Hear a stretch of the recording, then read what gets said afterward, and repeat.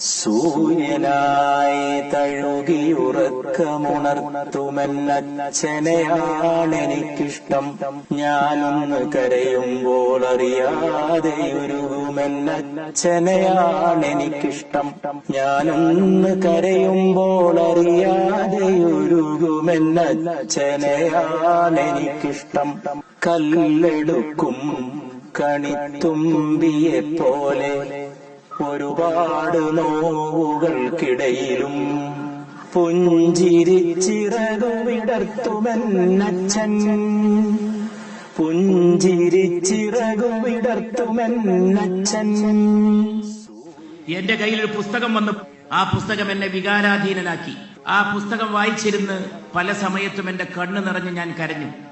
ഞാൻ എന്നെ ഓർത്തു, ഞാൻ എന്റെ ബഹുമാന്യ പിതാവിനെ ഓർത്തു, എന്റെ ഉമ്മയെ ഓർത്തു, ഉപ്പയെ ഓർത്തു, എന്റെ കുഞ്ഞുനാളിലെ ജീവിതം ഓർത്തു.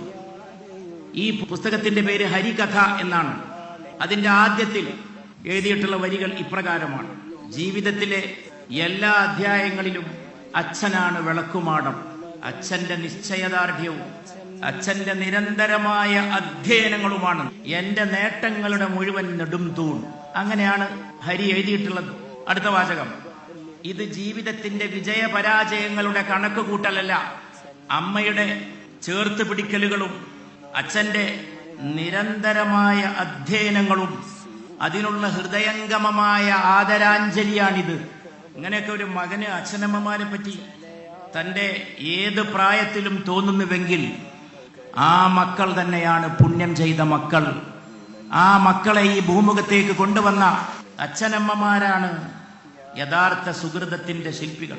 അമ്മയെ പ്രിയതമാക്കാൻ ശീലിച്ച മകനായും മക്കളുടെ നിമിഷങ്ങളെ കൊത്തിയെടുക്കുന്ന പിതാവായും അച്ഛൻ പോയിട്ടാണ് അമ്മ മരിക്കുന്നത്, ഹരിയുടെ.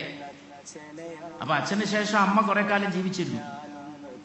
അപ്പൊ അമ്മയെ എങ്ങനെ നോക്കണമെന്ന് അച്ഛൻ പഠിപ്പിച്ചതിനെ കുറിച്ചാണ് ഈ പറയുന്നത്. അമ്മയെ പ്രിയതമാക്കാൻ ശീലിച്ച മകനായും കൊച്ചുമക്കളുടെ ജീവിതത്തിലേക്ക് ഊഷ്മളത കൊണ്ടുവരുന്ന മുത്തച്ഛനായും ഒക്കെ എന്നെ ജീവിക്കാൻ പഠിപ്പിച്ചത് എന്റെ അച്ഛനാണ്. എന്നുമെൻ പുസ്തകത്താളിൽ മയങ്ങുന്ന നന്മതൻ പീലിയാണച്ഛൻ. നന്മതൻ പീലിയാണച്ഛൻ. കടലാസു തോണിയെപ്പോലെന്റെ ബാല്യത്തിൽ ഒഴുകുന്നൊരോർമ്മയാണച്ഛൻ. ഒഴുകുന്നൊരോർമ്മയാണച്ഛൻ.